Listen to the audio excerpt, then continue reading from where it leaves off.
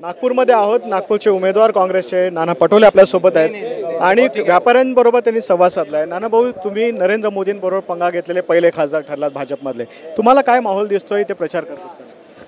आपण बघा की नागपूर शहरामध्ये छोटा व्यापारी असो, मीडियम व्यापारी असो, गरीब माणूस असो, मध्यमवर्गीय माणूस असो, बेरोजगार असो, सगळे लोक दहशतीत आलेले आहेत.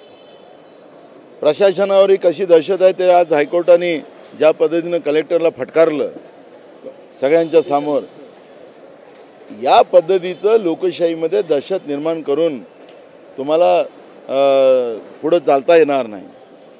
आणि आता तर आम्ही आलेलो आहोत इथं. कोणाच्याही वाटं अगर समजा हे लोक आपल्याला स्वतः समजणारी लोक हे आपल्याला स्वतः शक्तिशाली समजत असतील तर यांनी ते डोक्यातून काढून टाकावं. आणि मी म्हणून अनेकदा सांगितलं की लोकतंत्रामध्ये नेता मोठा होत नाही, लोकतंत्रामध्ये जनता मोठी होते, हे मी अनेकदा सांगितलेलं आहे.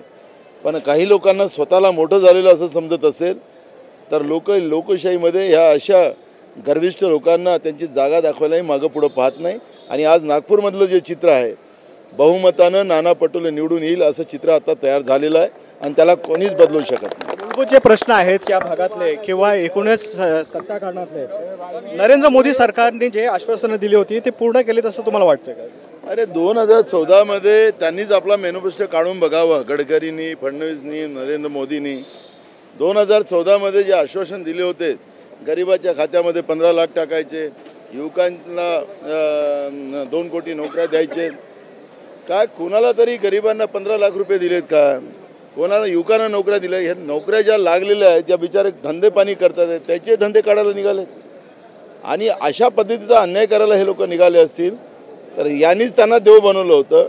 आता हेच त्यांना खाली उतरल्याशिवाय सोडणार नाही असं चित्र आज आहे.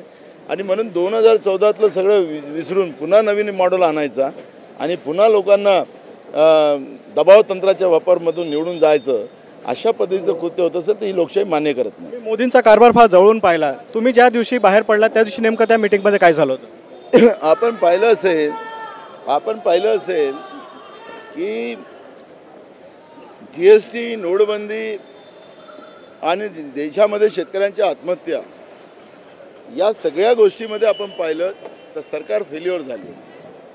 GST आणि नोटबंदीच्या माध्यमातून ज्या पद्धतीनं मोदींनी सांगितलं होतं की नोटबंदी अगर फेल झाली तर कोणत्याही चौकात नेऊन मला जी सजा द्याल ते द्याल. मग नोटबंदी फेल झाली की पास झाली याचा अंदाज इथं कुठल्याही व्यापाऱ्याला विचारा, सामान्य माणसाला विचारा. नोटबंदीमध्ये सामान्य माणूस लुटला गेला, काळा धनवाल्यांची मजा झाली आणि जो इमानदारीचा घामाचा पैसा होता त्या नोटबंदीमध्ये ते लोक बर्बाद झाले. अनेकांच्या पोरींचं लग्न, अनेक लोकांच्या मुलांचं शिक्षण त्यामध्ये वंचित झालं. आणि एवढं मोठं पाप करून ते लोक सांगतात की हे आम्हीच सर्वश्रेष्ठ आहोत. पण एक गोष्ट, आता भारतातली लोकशाही इतकी मजबूत आहे की लोकशाहीला कोणी ठेच पोहोचवण्याचा आणि जनतेच्या अधिकारावर कोणी घाला घालायचा प्रयत्न केला तर त्याला जागा दाखवल्याशिवाय लोक शांत बसत नाही. आणि म्हणून नरेंद्र मोदींनी ज्या पद्धतीनं हुकुमशहासारखं वागण्याचं सुरू केलं, त्याच्या मंत्रिमंडळामध्ये त्यांच्या मंत्र्यालाही अधिकार नाही, सगळं PMO चालवत होतं. लोकशाही संपुष्टात आणण्याचा प्रयत्न RSS विचाराचे नरेंद्र मोदी यांनी ज्या पद्धतीने चालवलं त्याचा विरोध आम्ही केला आणि त्यांना मान्य नव्हतं, लोकशाही मान्य नव्हती, म्हणून आम्ही आमच्या खासदारकीचा राजीनामा. म्हणून तुम्ही नागपूरमधून लढायचा निर्णय घेतला? यस, जे डोकं इथून आहे, ज्या देशाला बर्बाद करायचं डोकं इथून चालतं, त्याच डोक्याला ठेचून काढायला मी इथं आलेलो आहोत. धन्यवाद आमच्याशी बोलल्याबद्दल. आपण नागपूरमधला हा सगळा माहोल बघतोत, ही मंडई आपण पाहतो. थोडंसं व्हिज्युअल्स पण आपण पाहूयात की इम्पॅक्ट काय आला. आपण इथल्या लोकांशी सुद्धा बोलूयात की साधारणतः मार्केटमध्ये लोक काय सहन करत आहेत आणि मोदींनी ज्या पद्धतीची आश्वासनं दिली होती ते आश्वासनं पूर्ण होतात की नाहीत. आपण मार्केटमधल्या वेगवेगळ्या लोकांबरोबर सुद्धा बोलून घेऊयात. आप यहाँ पे क्या बिजनेस करते? ये घास टाटी वगैरह बेचते हम, गुड़ल वगैरह. तो आपके धंधे पे कुछ असर पड़ा है जब से मोदी गवर्नमेंट आई है? तो फर्क तो पड़ा ही है. क्या फ़र्क पड़ा है? ये फर्क में ये कम ज़्यादा ये मेट्रो काम थोड़ा बहुत तो होता ही है. टैक्स बढ़ा है आपका? टैक्स बढ़ा है. और कौन सा टैक्स बढ़ा? ये किराया बढ़ा है. पहले 2500 भरते थे, अभी 35,000 कुछ आधा किया तो 35,000 कुछ आया है. 2500 से 35,000 हो गया. 3500 से 25,000 हो गया किराया. तो कितना असर पड़ा है पूरे कामकाज पे? कितने लोग पहले इस पे किराया भर ही नहीं सकते, इतना किराया बढ़ा है हमारे से, हमने कभी इतना किराया देखे ही नहीं। पिछली बार किसको वोट किया था आपने?